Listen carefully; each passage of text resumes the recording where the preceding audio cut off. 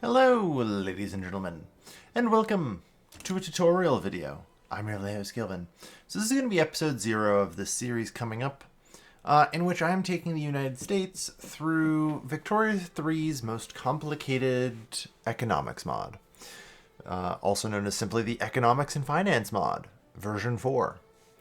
And I recognize that this mod is complicated and going to be hard to understand, so I wanted to provide a little bit of an optional tutorial for you guys to watch, where I can explain some of the ongoing mechanics. Now, the first one I'm just honestly going to start with is currency value. Your currency will have a value in either gold, silver, or both. And that value, relative to other currencies, will have an effect. It's important to note that it's actually all functionally relative. Like, if you have a currency that's worth 2 gold bars and everyone else has 0.5 gold bars, it doesn't matter if everyone else has 5 and you have 20. Which is important to note. And also, higher isn't always better. Basically, what we're going to talk about here is currency strength.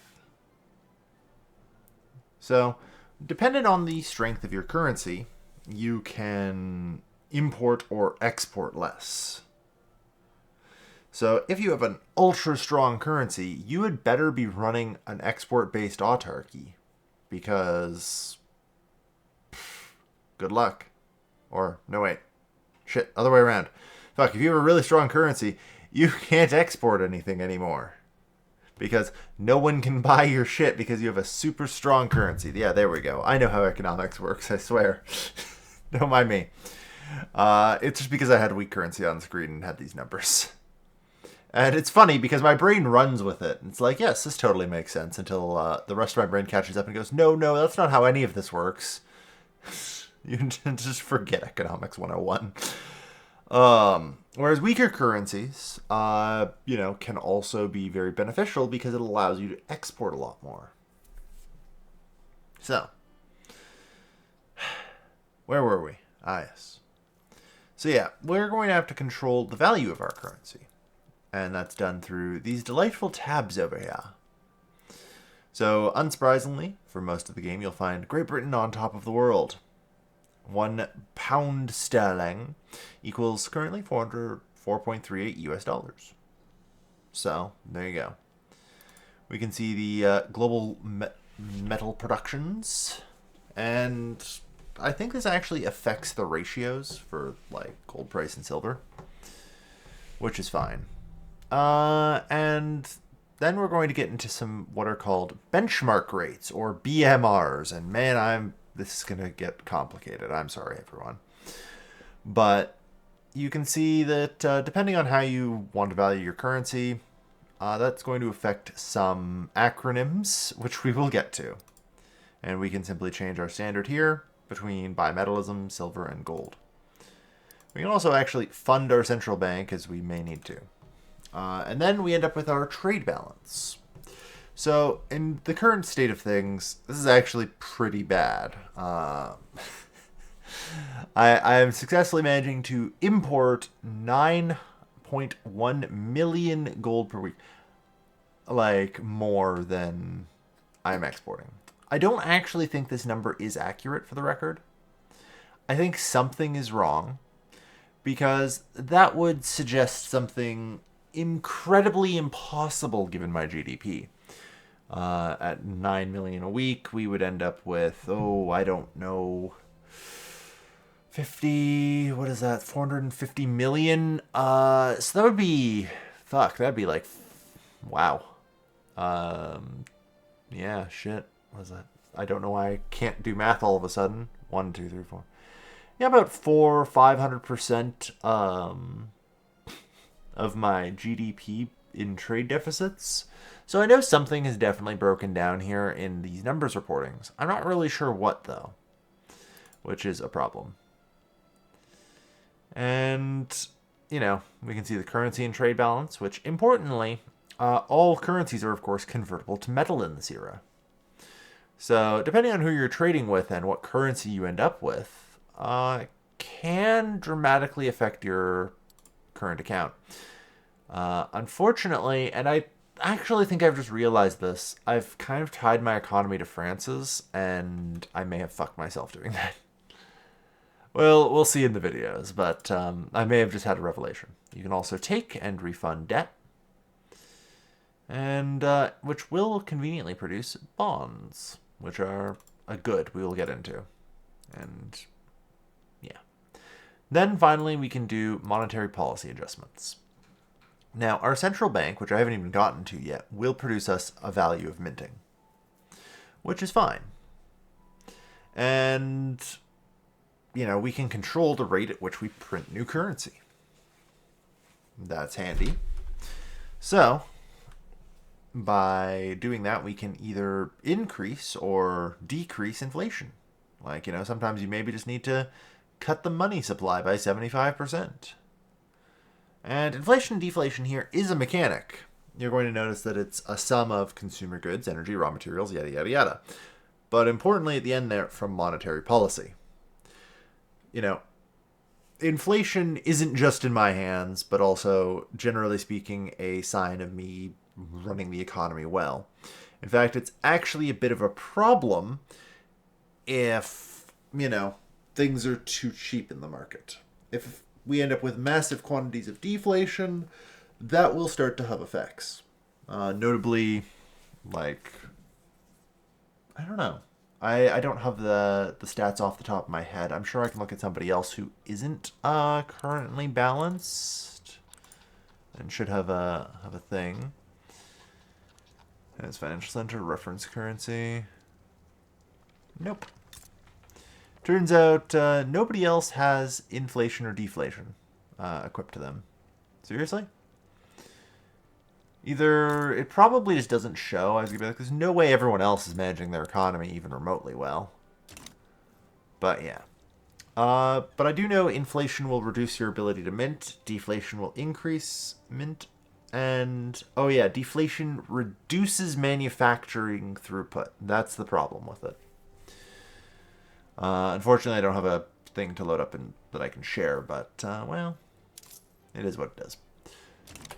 You'll see it throughout the videos, and it's important to note that basically both of them are bad, and you want to target somewhere between negative 2% and positive 2%. In fact, you can actually see over the course between 1836 and 1855 here, I have achieved a total cumulative inflation of negative 21%, which, make of that what you will.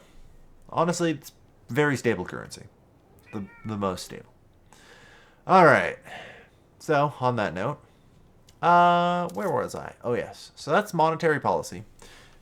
Usually you don't have to play with it too much, but monetary policy is really just more of an intervention tool if your economy is destabilizing. Using it when your economy is stable is a very bad idea. It can only destabilize your economy. And realistically, these buttons are more of a crutch for if you've made a mistake in your economic management or just something has gone wrong in the world. You know? And that does happen sometimes. Yes, screamy kitty. So we can also set our metal parity rate, which is basically at what rate will the central bank trade its gold and things for currency. Because like I said, all currencies are convertible. What does that mean? Well, it means literally anyone who has your currency can just walk into a bank and be like, yes, I would like 1 gold bar, please. Or 2.3 gold bars per US dollar. I'm pretty sure those aren't actually meant to be bars, but we'll roll with it. And so you can actually see the metal bank reserve rate. Currently, I actually only have enough, gold in my central bank to cover 53%, which is fine. Not really, but, if I'm, say, trying to increase the reserve ratio, we have tools to do that. We have the ability to transfer money into the central bank, and the central bank will be able to passively buy gold and the likes, assuming it is kept cheap enough in the market. So, that's actually kind of an important thing. The central bank needs to buy gold. Keep gold cheap in your market, either by importing it or producing it locally. And finally, we can see the currency reserves. So this is all of the currency that I have available in my country right now. You can see that I have 349 million US dollars. I have 271 million. I don't know what the Brazilian currency is called, but it's there. The Brazilian peso, I mean, it's a little more Spanish than Portuguese, but probably.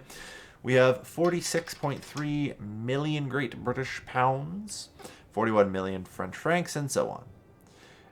We can also track where our currency is here. You're going to note that there is a total currency product, currency held by my country, and currency held by other countries.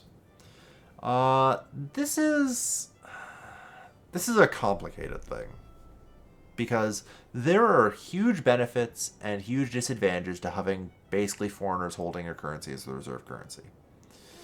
And I have to fight against that a lot this game, you're going to see. It's a bit of a problem. And I think it actually may contribute to some of my currency problems I face. But you'll get to see. There are advantages and disadvantages, you know. Basically, you can print so much more money and not be hampered by inflation if everyone else wants it. You know, it basically creates that nice artificial demand. Yeah. Here we are. Theoretically, somewhere in here. There would, pound. Oh, come on. It still doesn't tell me. Brazilian real, maybe? I don't know. But, yeah. Ducato. A Brazilian ducato. There we are. Yeah. This is the world currency. So this is where we can see how much of each currency exists. There are 2.2 billion French francs. And then 1.86 billion pound sterlings. 1.1 billion reals. Pesetas, kirans, ducatos, wons, drachmas, kroner, USD. And basically, then there is the national capacity. National capacity is a shorthand for total economic influence. The easiest way to put it is take the amount of currency in circulation and multiply it by your effective value in gold. So, I have 8.92 million USD. And actually, I should definitely be on this list. I don't know why I'm not. It's actually a very good question. I should definitely be on this list. Oh, wait, no, that's 5.31. Oh, yeah, wait, no, that's in gold, isn't it? Oh, no, I still have 1.2 gold, so I should definitely be at around 1 million. Or 1 billion, sorry. I should be, like, around Austria and Mexico. So, yeah, that's fine, probably. I don't know why I'm not on this table. I definitely should be. We can also see the current exchange rates. And where basically you'll see the sort of like areas are. So at anything at 1.87 or below is a weak currency. Yeah. And then we can see a list of all the currencies and exchange rates. But yeah. And now we're going to go on to finances. So I'm actually going to start by going to New York. Have I made New York my capital yet? I'm actually slightly still from the future and just coming back so that way I have fewer spoilers. Or is Washington? Yeah, Washington's still my capital. So Washington is where my central bank will be. Yeah, this is shortly before I made New York my capital because my central bank employs too many people to be in the District of Columbia. C'est la vie. Anyway, you're going to note that the central bank purchases a load of metal and also some paper. In return, it produces money. It also produces bonds. You can actually buy foreign government debt, and there's a whole slew of other mechanics that I actually haven't even figured out how they work yet. But you can buy other countries' debt and actually use it in place of gold as collateral and improve your thing. It might not even be an active mechanic. It might just be my central bank will buy other people's debt. I'm not really sure. But yeah. So here we see the USD. It's very cheap on the market right now. The best way to put that is because we actually do have too much money for the economy, which means we need to increase the size of the economy more, which is fine. but it actually is very good because if I go to literally anywhere, I go to an iron mine. Oh, look, it now consumes USD. I go to a logging camp. Oh, look at that, it consumes USD. You see where I'm going with this? Well, that would consume any USD if there were anyone working there. Oh, look, the steel mill consumes USD. It's used in literally everything. Everything consumes your local currency. Which means that your ability to have currency is functionally related to, if you can print enough and keep enough in circulation. So, in total, there's the buy orders, the sell orders directly from the central bank.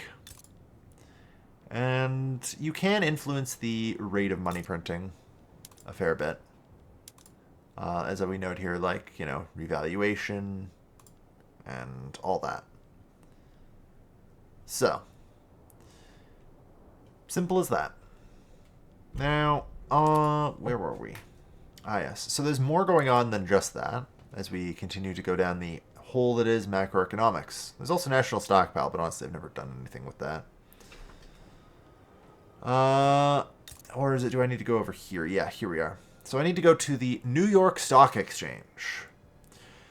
So the New York Stock Exchange is the next thing. You may have also noticed that if I click on any structure, it also now produces a financial instrument. And for example, a mine will produce mining stocks.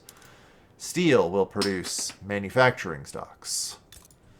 Would you believe that there is, in fact, agriculture stocks? There's also railroad stocks. But yes. Alright. So the New York Stock Exchange trades bonds, I believe, always, or agriculture, mining, bond, and railroad, yeah. So collectively, this is where it gets bought by, which is your financial center. And the financial center purchases what it can and then produces mutual funds. Mutual funds are not consumed. At least I don't think they are. I think they might get consumed by, like, super rich pops, but it's fine. But yeah, no, they have, like gold and vanilla, a fixed price. $250. That's it. That is it. So they're always at 0%. There is no buy or sell order. So that is sort of the end place for financial instruments. I actually do also have the Chicago Stock Exchange, since I'll be using America, which will also do it here. And this kind of actually serves as a function to balance your economy, or you have to seek foreign investment. If your economy becomes horribly imbalanced, say you rely solely on agriculture, then your stock exchange will need to purchase the rest, or you will need to sell the excess stock. Because if you can't sell the excess stock, then this is going to dramatically reduce the price of, well, the output of your various factories and make them less profitable and productive. In a sense, though, it is just extra productivity. And this extra productivity, of course, will basically end up in your cash reserves, dividends, and help your private sector get completely out of control in construction and economic development up until they overheat your economy and cause a recession. Which they will. They will. There's no fucking way they don't. There is a lot of, like, boom and bust in this mod. Like, let me have a look at Britain again. Wow, such scream. If I go have a look at Britain here, you're going to notice, yeah, you can see the dips. A lot of the time in vanilla, you'll see a lot more of a stable-ish line go up. But in this mod, it's really more of, like, kind of a seismograph going along and, like, a light earthquake. You will just be constantly going through little booms and busts, and every now and again some bigger ones. And usually it's fine. But every now and again it can completely destabilize your economy. So, that's basically that. In addition, there exists, of course, still companies and ownership. Are there... Like I say, shouldn't there be more than just the companies, though? Where's my financial sectors? I assume I have some financial sectors. Filters, development. No, I don't. Or no, they're just urban buildings, aren't they? Yeah, okay, I have like, yeah, there's 138 in New York that I literally just blindly, oh, because they're up here, right? So yeah, you still have the ownership. So it's still important to try and produce these stocks for extra profitability for your capitalists. Right, I forgot they moved them up there. All right. So, let's see. What's next as I slowly roll backwards through this, which is IS. We do have a stock market index, and we do want the line to go up. And finally, we end up with a bit more on the finances side of our macroeconomics. We have our DBR, or domestic bond rate. This, I think, eventually kills me because I accidentally allowed it to go negative. Which sounds really good, but it's not. But yeah, a rate which allows you to calculate the interest on money your pop lends to the country when the state budget is negative. Vanilla function. So this is my vanilla game interest rate. I pay no interest on my debt because my credit rating is that fucking good. And I have that much just available credit, which is fine. Here is the base rate percentage. The central bank rate, discount rate, or base rate, which makes it possible to reduce the growth of the money supply, reducing credits granted to private banks. Its increase will slow down the economy and monetary mass produced. Conversely, its reduction will strongly boost the economy and allow private capitalist sector to appear. Heck yeah. And then we have the international rates, the short-term and long-term bond rates. This is the interest rate received on a gold loan received by your central bank from a foreign investor. So, yeah. That's not too bad. It's simple enough. You know, those are basically the different interest rates on the different debts. It's worth noting that it does mention your central bank. Your central bank is a semi-independent entity. It will buy and sell and basically, depending on vaguely what goals you give it, you know, try and do things, you know. I have my currency set higher on the bimetallism standard because I'm basically trying to tell my central bank, hey, increase the value of the currency, you know. And that's fine. Yes. Oh, before national debt. Okay. Oh, is this where I buy it? No. No, but still. Foreign gold collected from debt.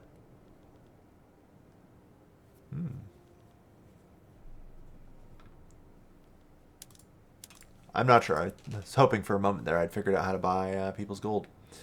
I realize I probably should have also... I just realized that I can do this. Thanks to borrowing. Interesting. Is everybody messed over here? How bad is this do? I don't know. A return of 171% on the investment pool is earned by the investment pool every year. Wow. Well, I guess that explains why the investment pool will just grow out of control. Because yeah, that'll do it. So basically, we're okay. So this is if I increase this. Okay, I'm literally still learning. I just want to point this out as I go. I am actually literally still learning. So. Oh. Okay, so if this goes negative, well, that seems like it might be really weird, but I think that might be really good. I'm going to unpause here.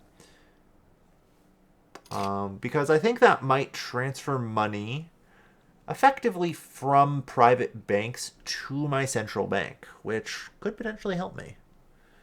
Good to know. But yeah, I'm not actually sure what adjusting the base rate percentage here really does.